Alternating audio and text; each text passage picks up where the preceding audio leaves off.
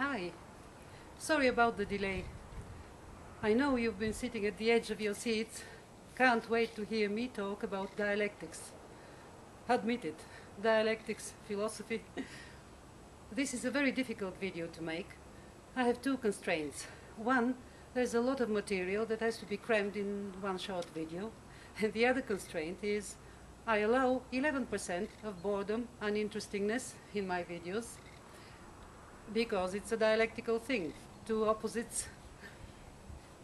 That means that there is a positive part of my videos. So what is dialectics?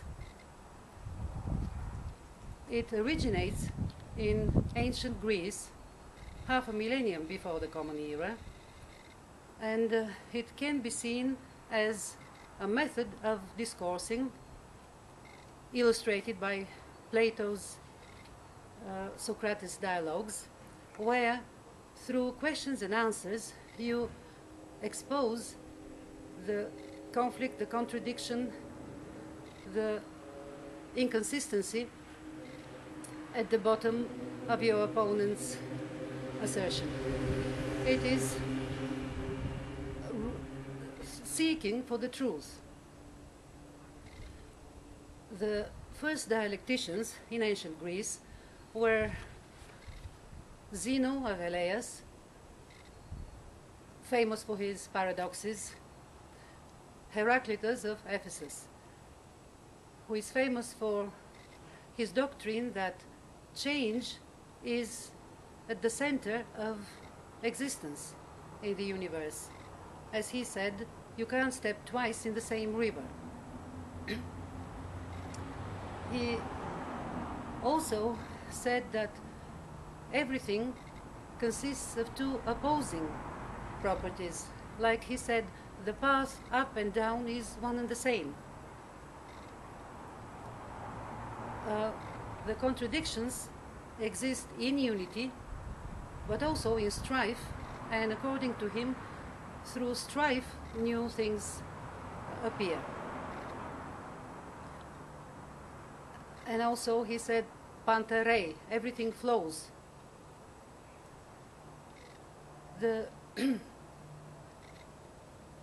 As I said, dialectics is notorious for with the difficulty of making a clear definition and explanation. The theoretical principles of dialectics are everything in the world is transient, finite, and exists through the medium of time. Everything consists of opposing properties, opposing forces. Gradual changes lead to turning points. Quantitative changes lead to qualitative changes. And the final one, that change doesn't come back in a circle, but reaches a new level, so it proceeds in a spiral, helix. When at school, we used to study dialectics extensively, and key words, phrases had entered our everyday language. We made jokes about it. For example, the key phrases are pantarei, the unity and conflict of opposites, gradual changes of quantity lead to qualitative changes, and the negation of the negation, the spiral development or evolution of the world.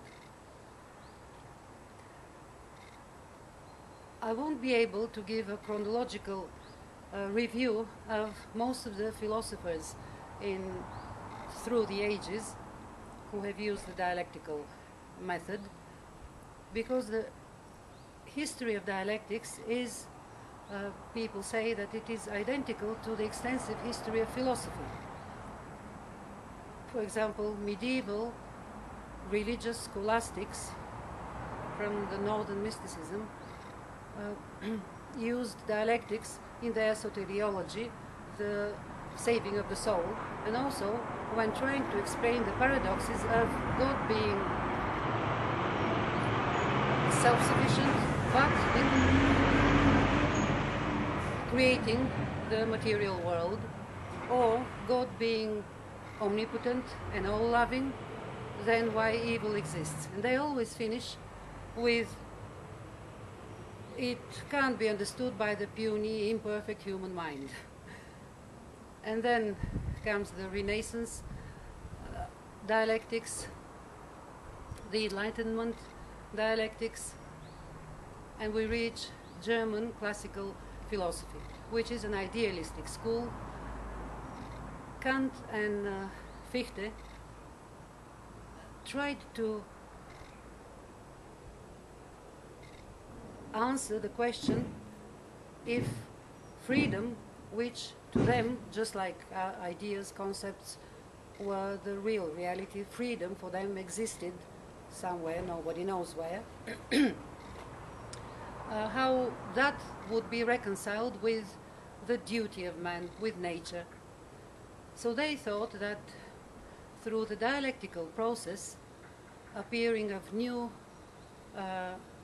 things, synthesis, because in dialectics you have thesis, antithesis, which is its contradiction, and then synthesis develops.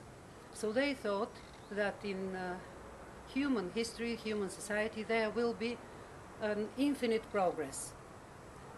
It won't reach self-identification with an absolute, but it will be infinite.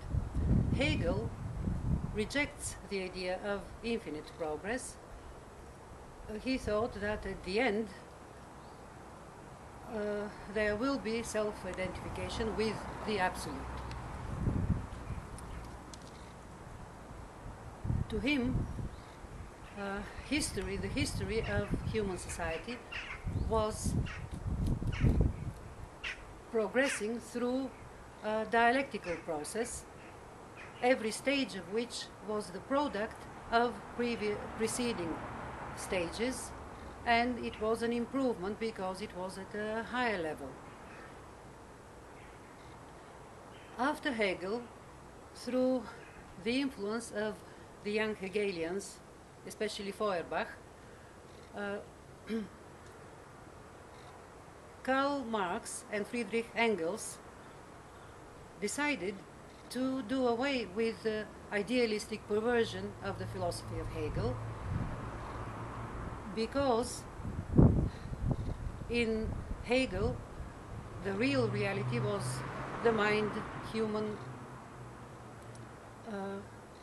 the human mind, ideas, concepts, and everything in the world, the material world, was only a reflection of that. But they turned this philosophy right side up, because they said the real reality is the material world, and the human mind, the thinking, the ideas and concepts are only a reflection of what is really happening in the material world. Marx adopted the historiosophy of Hegel, that there is an aim, an end goal of history of the development of human society, which can be criticized, and I will do that in the following video.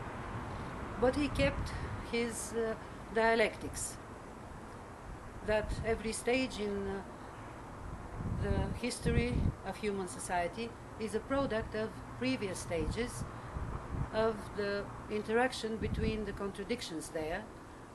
Like the great example is in capitalism, the productive forces engender their contradiction, the working class, the proletariat, and after which there will be a synthesis and a new stage in human development will arrive. I don't know if I have time to recap. I'll read a quotation from, this is a Polish author, I will put it in the sidebar.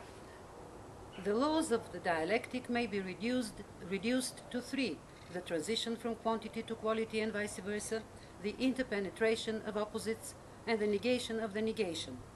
These are the laws formulated by Hegel and apprehended as governing nature, history, and the human mind. As everything in the world is dialectic, consists of opposites, this made me think of a romantic human relationship, consists of opposites, the unity of opposites, the interpenetration of opposites. It characterizes it, I think. I don't have a dirty mind, I have a dialectical mind. Till next time.